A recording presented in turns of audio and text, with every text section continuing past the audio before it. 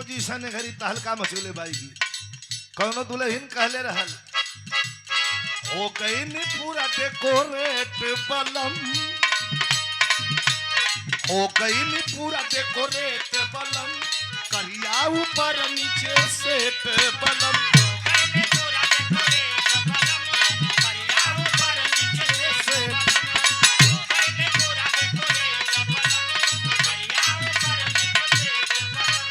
हो गई नी पूरा डेकोरेट बलम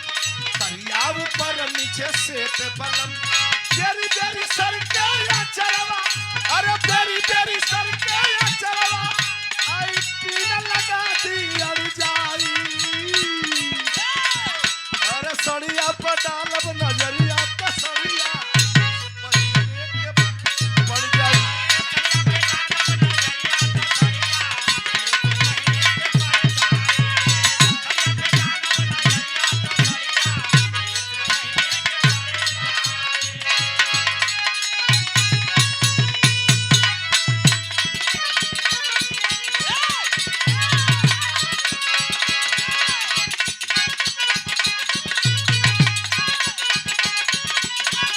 ना हुई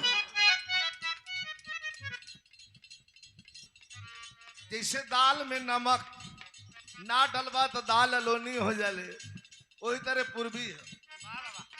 बदलल पूर्वी है कुछ गवैया तो लेके अपने जन्म के साले को ढोवत हुआ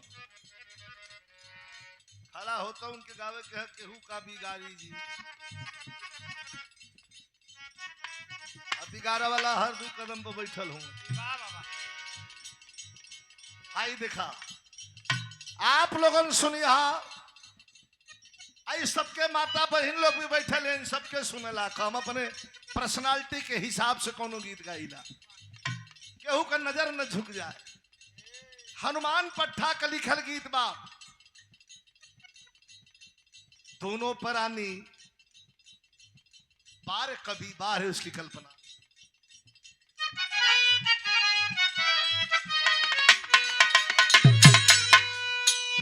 दोनों बेकत ठेठ भोजपुरी है बेकत दोनों बेकत एक चरपाई पे सुतल हुवन एकर मतलब ही मत समझिया जहां शिव वहीं शिवा जहां राधा वहीं कृष्ण जहां सीता वहीं राम जहां पत्नी वहीं पति 2 बजे रात का नींद टूट गई दुल्हन उठ के बैठ गई बैठ गई तो यही तरह करेजे पर हाथ रखलस आज तेहर और ताकत बा बलब जरत बा दुल्हा बा तो सुतल बा का कहलस की माई रे माई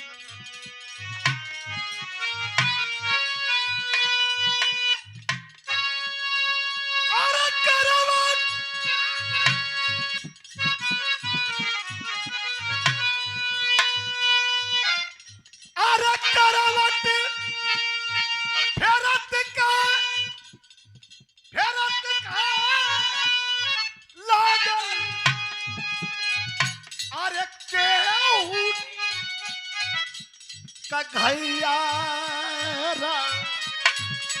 बिहारी हा लैंग्वेज हम घौआ घाव कह जला घैया कहल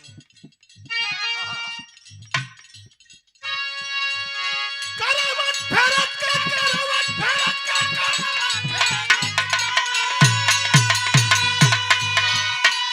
अरे करवट फेरत का नागल अरे केहू का घैया हो रहा करे जे पीछे ना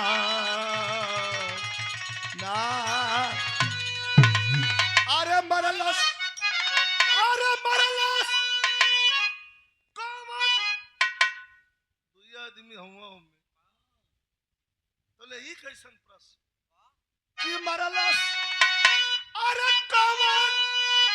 निरतैया राम करे जे पीछे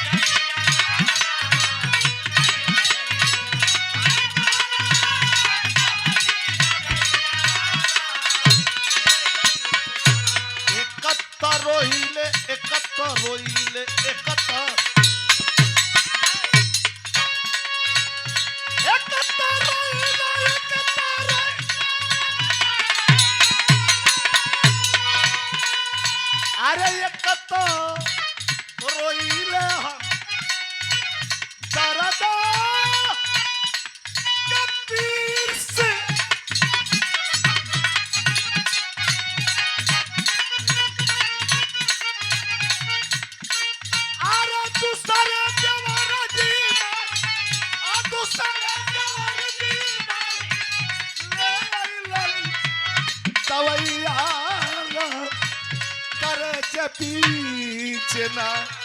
कि मरलस अरे मरलस